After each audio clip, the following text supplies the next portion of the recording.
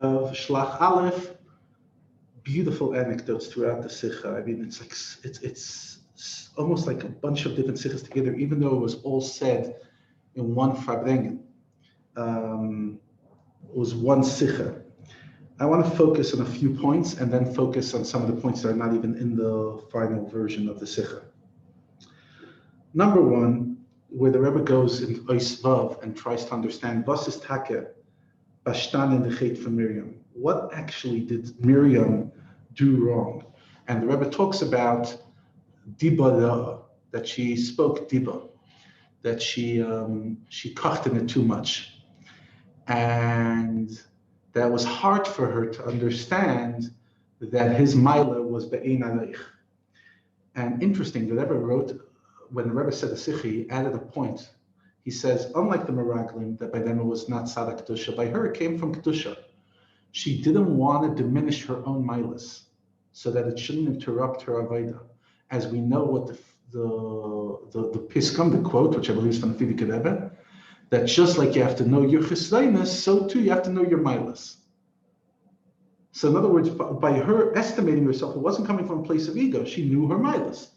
Nevertheless, for her Madrega, says the Rebbe, it was a chet. And therefore she was punished, which I thought is quite a fascinating idea. And in general, the idea is askus and leiden. When you kach, talking too much for people, about people, it doesn't lead to stuff. In other words, talking about people never leads to good stuff.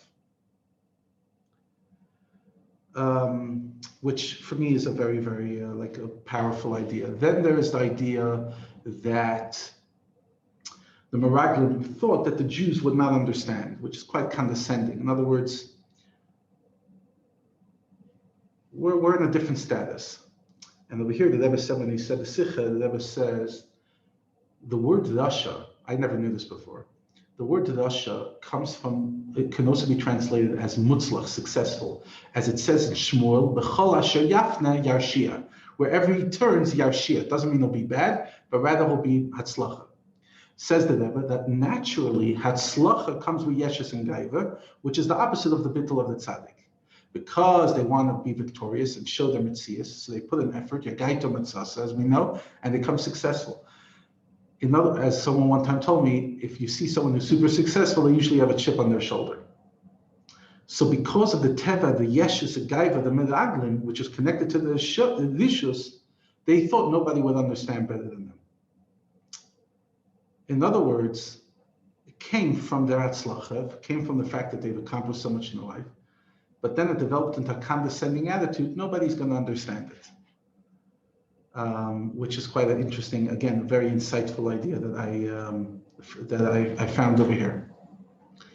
A few more points that they saw it with their eyes and therefore read it. Says the Rebbe that in Chassidus we know it says Ein Chacham Kebal Nisayin. And Dafka, the Nisayan, the experience of seeing it makes the Chachma true. Till then, it's only theoretical. As we find in Chassidus, a Peledic vert, an incredible vert, that the Maila of Mashiach over Moshe Rabbeinu is the experience that Mashiach is going to have. Even though that's the one and all, but the Maila of Mashiach is that he has a certain Nisayan. So over here, the same thing. You cannot say the difference between talking about battle in theory to the Muhammad be-poyel, and therefore they got scared. But the truth is, no, they saw also what happened to Miriam, so that should have given them the kayach over the Re'iyah that they saw in Eretz Yisrael. In other words, one of the Re'iyah should have overcome the other Re'iyah, which again is a fascinating idea. And the Rebbe then finished off with the Hira'ah, that to hold back from a chet, sometimes you have to, do whatever you have to do to hold back the chet. Says the Rebbe, the Hira'ah is, because in the Muga Sicha there's no Hira'ah, at least not clearly. The Hira'ah is when you deal with somebody else, even when it's going to cause you a chisaron, not a chet, but a chet milashon chisaron, lacking in your avodah, and automatically that means a lacking in the schar that you're going to get. you still have to do it. Adarabah, dafka through working with the other, which is stuck up benuchnius, your heart becomes pure 1,000 times, fold. And like you find by Miriam, that by talking about her gnus, ultimately a parsha in the Torah was added, which is the biggest chus for her, which is quite an interesting take home from this whole Nakuda that we've been talking about. L'chaim.